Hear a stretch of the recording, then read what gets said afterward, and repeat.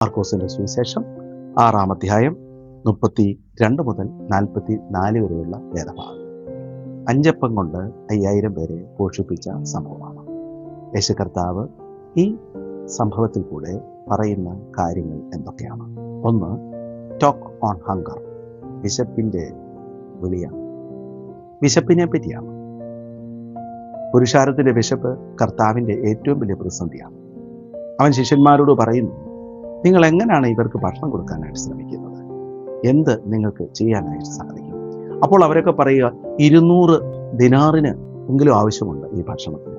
200 ദിനാർ എന്ന് പറഞ്ഞാൽ 8 മാസത്തെ ഒരാളുടെ ശമ്പളമാണ്, അത്രയുമുണ്ട്. പക്ഷേ ഇതിനപ്പുറമായിട്ട് ഈ ധനത്തിന്റെ പ്രതിസന്ധിയോ അതിന്റെ സാഹചര്യത്തിന്റെ പ്രതിസന്ധിയോ ഒന്നുമല്ല കർത്താവിനെ അലട്ടുന്നത്.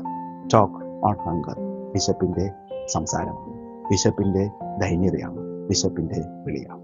2, കമ്മ്യൂണിയൻ ഇൻ വിൽഡർനെസ്, മരുഭൂമിയിലെ കുർബാനയെ പറ്റിയാണ്, ഇരിക്കാനാണ് പറയുന്നത്. ഈ 5 അപ്പം ആ ബാലന്റെ കയ്യിൽ നിന്ന് കിട്ടിയപ്പോൾ കർത്താവിന്റെ കമാൻഡ്, ഇരിപ്പി, എല്ലാവരെയും ഇരുത്തി. നമ്മൾ വായിക്കുന്നത് അവർ തിന്നു തൃപ്തരായി എന്നാണ്. എങ്ങനെയാണ്? പങ്കുവെച്ചപ്പോഴാണ് തൃപ്തി വന്നത്.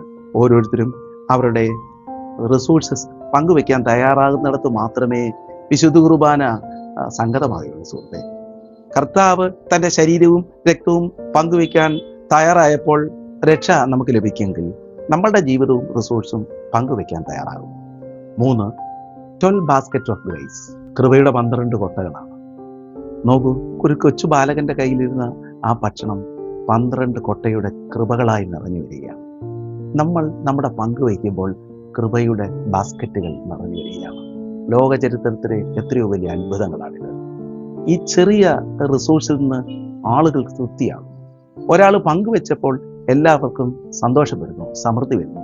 മാത്രമല്ല, നാളത്തേക്കും കരുതുന്ന കൃപയുടെ കൊട്ടകൾ നിറച്ചെടുക്കുന്നു. ഇത് നമ്മളെ പഠിപ്പിക്കുന്ന എന്താണ്? ഇത് നമുക്ക് സാധ്യമാകും. ഇന്നും ഈ അത്ഭുതം ചെയ്യുവാൻ ദൈവം നമ്മളെ ആവശ്യപ്പെടുകയാണ്. കർത്താവേ, കൃപയുടെ 12 കൊട്ടകൾ ഞങ്ങളുടെ ജീവിതത്തിൽ ഞങ്ങളുടെ സാധ്യതകളെ പങ്കുവെച്ച് നിറച്ചെടുക്കുവാൻ സഹായിക്കും. ആമേൻ.